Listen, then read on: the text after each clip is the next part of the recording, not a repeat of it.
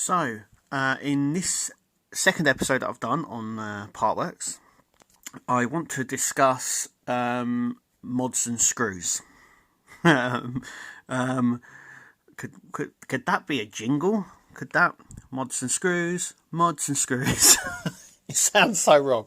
Anyway, I want to discuss it mainly because I think mods are becoming more and more popular. And I want to get my own views out on this. And I've seen a lot of discussions lately around screws and stuff like that. So I thought I'd do this podcast on it, basically.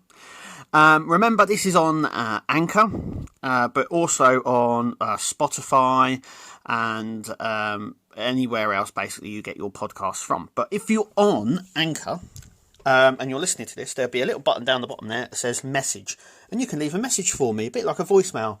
And I can play that on my next episode. So, so drop me a message. It can be about anything. And I can play that on the next podcast. You can also drop me a message. So you can also send me a message like a voicemail if you want to appear on the podcast. And I'd love to have you on. I'd love to know how people got into Partworks and how they got into stuff and what's their favourite one and stuff like that. A sort of interviewee style thing. And for us to discuss a topic. So if you'd love to do that, come along. And you don't even have to download anything. Basically, I can send you a link, and you just click on the link. You don't even have to download a thing.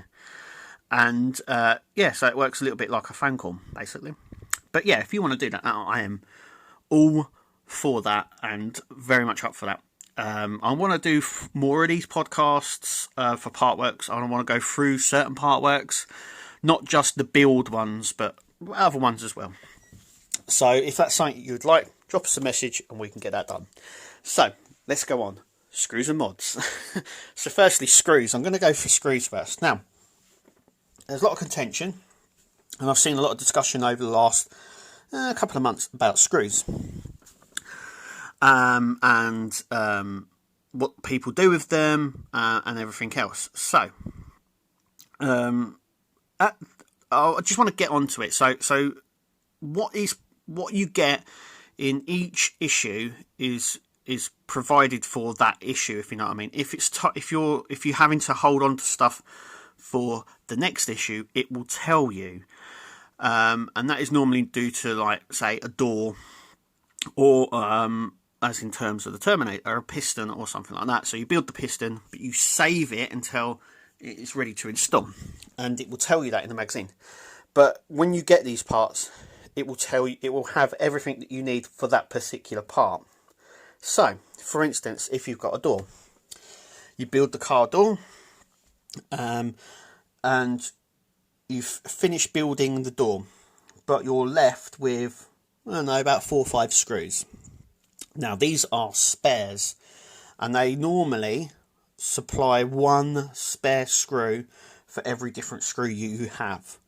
So, say if you have an screw or a PQ screw or something like that, they will supply one extra screw. So if you need 4 screws, you'll have 5, which is good in theory, because it means I can't tell you how many times I have lost or a screw is pinged like that, and I've just lost a screw.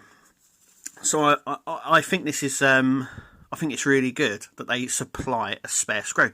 But I've also known for them to scrimp on the screws. So there's a few times where I've opened up a bag and it says you need 4 screws, and I've had 3.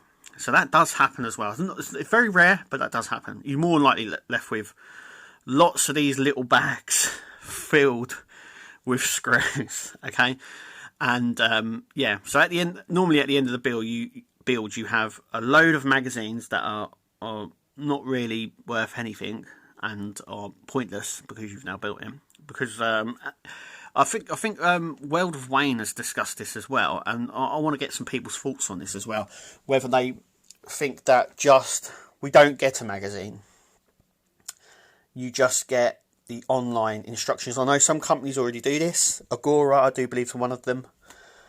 And I think D'Agostini is another one as well, where they supply just the build instructions. The magazine, in my eyes, is if you watch me on YouTube and stuff like that, they're just it's just lip service. To be fair, no one really, even like people like World of Way and stuff like that. Alex Builds does go through the magazine, but only very quickly. I have found that they don't give any new information. All the information in there has been printed, especially when you're doing things like the Terminator and Ecto 1 and Back to the Future and things like that, because these were films that were done in the 90s, 80s, and everything you need to know about them has been already shed. I don't think there is anything new that hasn't been published already, if you know what I mean. So I'm not going to open up the magazine and go, oh, I didn't know that, because if you're internally into this and you're building it, then you're going to know everything anyway, especially if you're a fan. And there's not going to be anything new, with this, in regards to even to the Star Trek Next Gen, the Enterprise build that's coming out.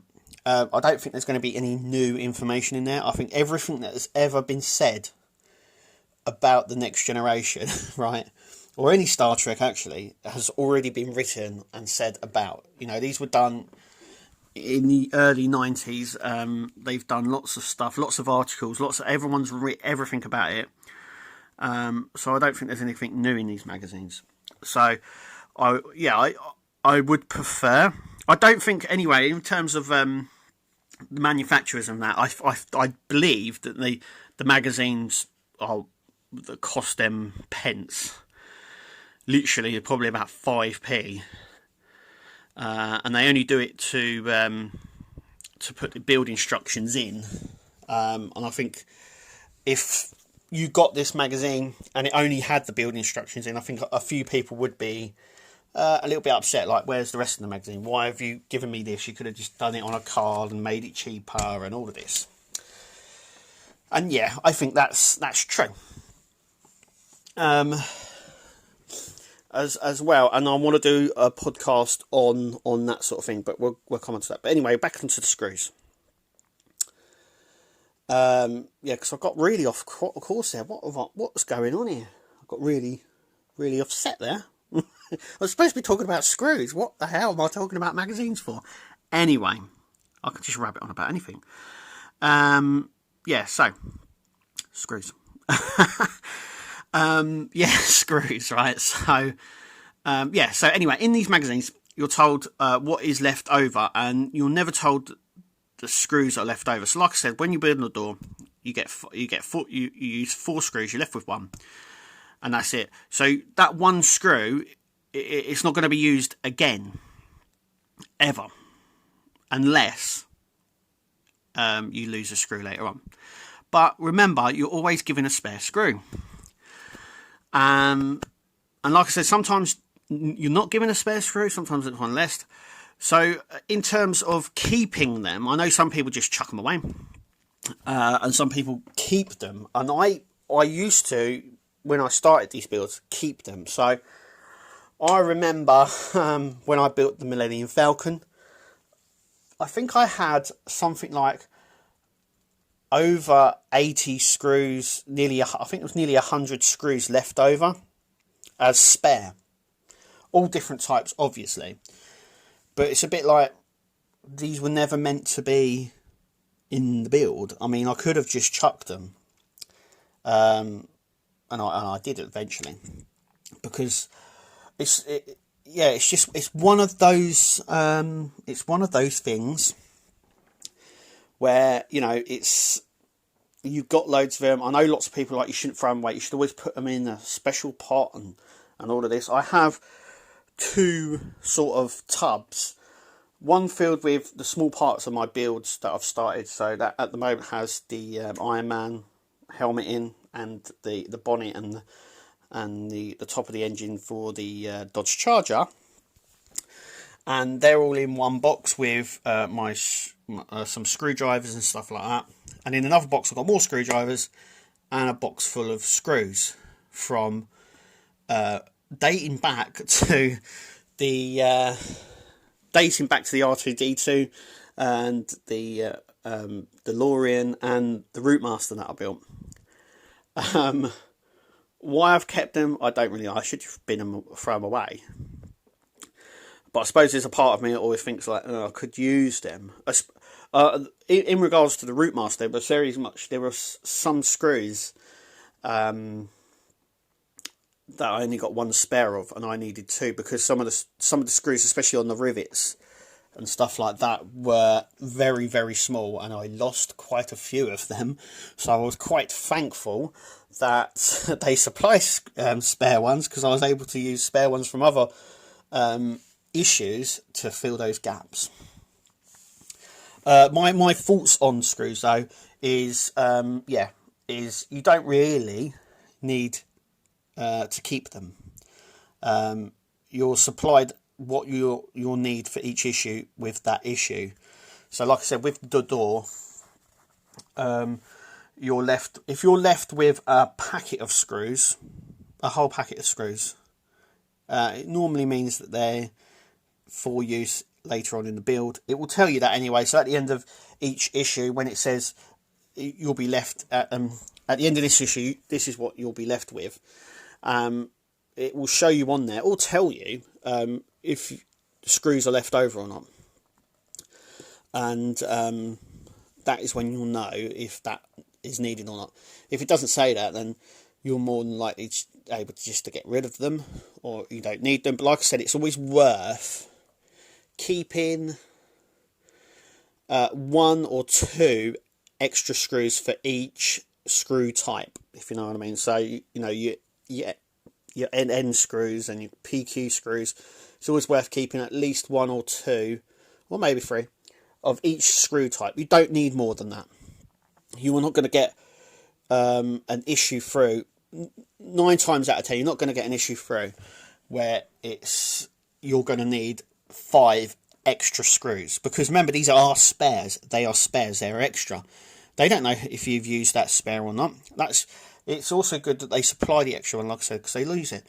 But the company doesn't know that you've still got that. They don't know whether you've used that spare screw or not. Okay, so yeah. So I am with the people that throw them away, but I'm also with the people that keep them as well, because I can see the logic in keeping them, but I can also see the logic in chucking them away. And I really should go through my box that is full of old screws that I'm never going to use again. Though it's good to know that companies use the same screws. So you have the Ecto 1. I believe some of the screws that we've used on the Ecto 1 were used on the DeLorean, and they've even got the same code numbers as well. So it's quite good. So if you do need extra screws, you can salvage some from that, if you still have it. If you're like me and just I've got so many of these little bags, little bags. I mean, I'm frightened that if the police come around my house and then they find loads of these little bags that are used for certain things. I'm not going to say what, but I think most people might know what these little bags are used for. I've got loads of these little bags. But yeah, I should really chuck them away. I need to go through it and chuck them away. But yeah, that's my take on screws. So now the more controversial one, mods. Oh yes, mods. So I've always, and I will always build my builds to stock. Now the reason I do that is because, one, I think we spend enough money on these builds already, because they're giving us the best they can with the budget that they've got. Not the best that they can do, the best that they can do with the budget that they've got. That's what you have to remember. You know, they've said if you you know, they've already said this, people that design these things and stuff like that. I have asked these questions before at conventions to someone called Ben Robinson. He is the director behind a lot of the Eagle Moss products that they do, and he's been at conventions and stuff like that. And one of the questions asked was, why weren't things like the Christmas tree or the flux capacitor better? And he says there is restrictions on how much they can spend each issue and budget. They said if they could charge maybe more money for an issue, then they might have been able to have a bigger budget and might have been able to supply better stuff or made it a little bit better. So there's, you got to think, when they build this is not like, you know, they just build it. They take everything into account. So they set a budget to build this, and then that build goes through and through. So say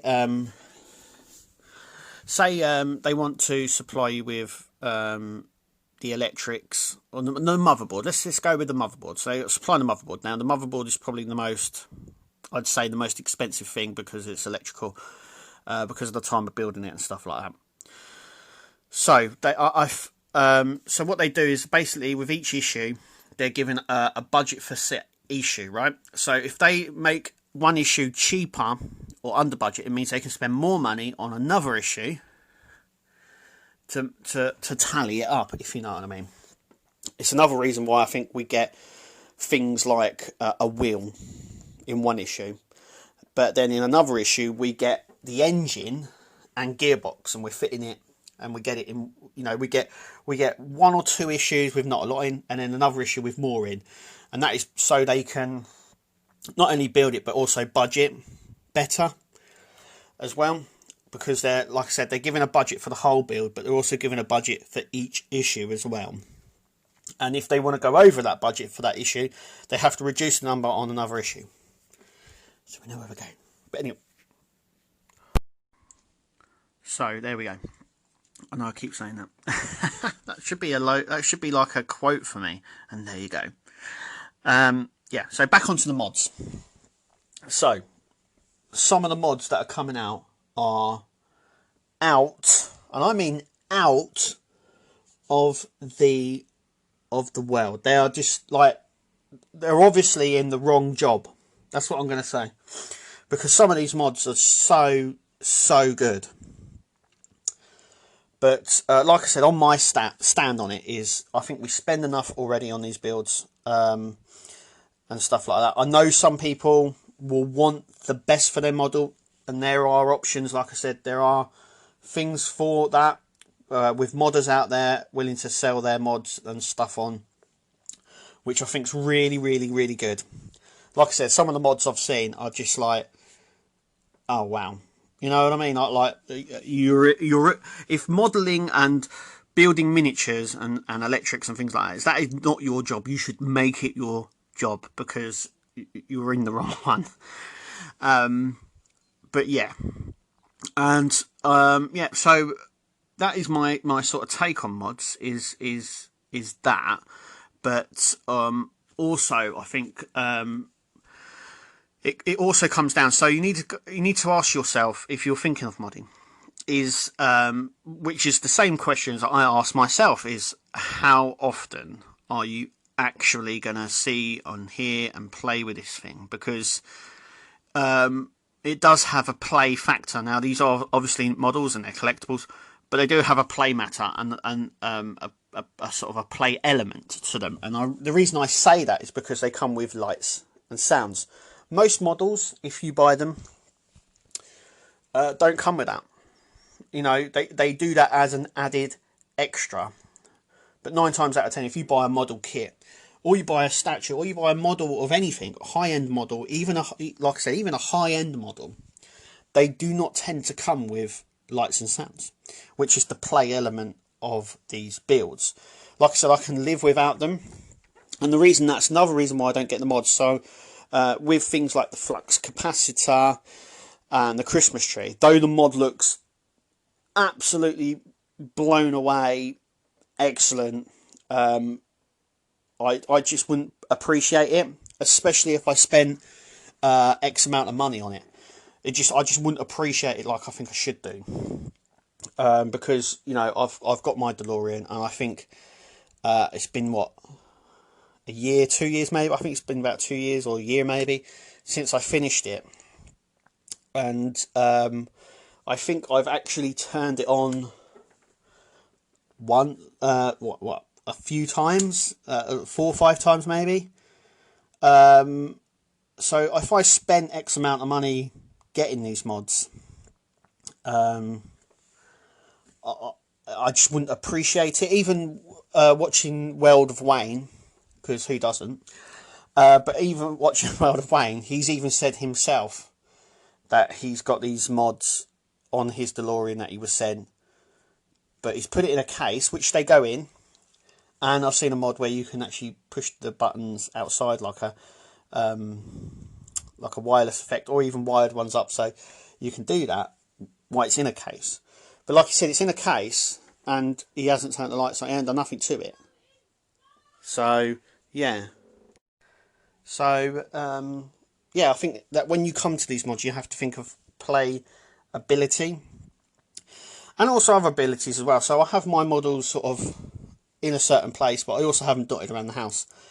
And I think one of the things is when people come round is that they notice them and they go, "Oh, that's cool." But I don't think they're noticing them that well, because they've not got the lights on them or anything like that. And then when you turn the lights on, they go, "Oh, ah." And I'm wondering whether that's the sort of effect that you would get if you did a mod and they're like, "Oh no, this look at this," and they're like, "Oh," like that. But I think they just do that anyway when they see these builds, especially people that don't understand. So I have a few friends who don't understand the build world, but once they see these builds, they're like, "Oh wow, that's really good, that's cool," and stuff like that. But a lot of my friends are like, "I just wouldn't have the patience for it." Well, don't we all? We never want the patience. If truth be told, we would want stuff right away. And and a friend of mine said they would love to build things like that. They don't have the patience, and they wouldn't be able to wait that long for it to be built. So I think there's the patience factor there as well. But yeah, but like I said, most of my friends who don't get the builds, but when they see them, they're sort of blown away by them. But yeah, I think in terms of if you're deciding whether or not to mod, I think that the stock builds are good, really good. I mean, you're not going to get anything like this on the market, and I think that's another thing that needs to be talked about more as well, is that there's nothing like these on the market. So with the Routemaster that I build, with the DeLorean, with the Terminator that we're building, there is nothing like this on the market at that scale and at that price point. So I think that we're getting something really good. Now, if modding it makes it better for you, then do it. But I think it has to come down to things like price and the play factor, which is what I always say, the play factor. So if you're going to build these sort of things, how often are you going to use the things like the flux capacitor or stuff like that? Or the carpets. Now they're really, really good and out of this world, remarkable what people can come up with. It comes on to where people have said to me before, where they go, don't scratch the underside of the car, and the wires are not done properly and stuff like that. And there is criticism within it, but I'm not displaying my vehicle upside down. Though even if you have a mirrored base, you still can't see the hole underneath of the car. So the underneath, it goes back to, if you ever built the DeLorean or you've seen it being built, you will know that there is an engine in that car. But you'll also know that there is no way of you seeing said engine unless you turn the car upside down. So I'm not displaying it like that. In order for you to have the the back open so you can see it, you have to then take off the Mr. Fusion and the grill and all that. Who is doing that? You know, if you're building a DeLorean from Back to the Future, then that is what makes the DeLorean from Back to the Future. Not only that, there's stuff that comes through the windows and connects on the back, and it just be an absolute nightmare.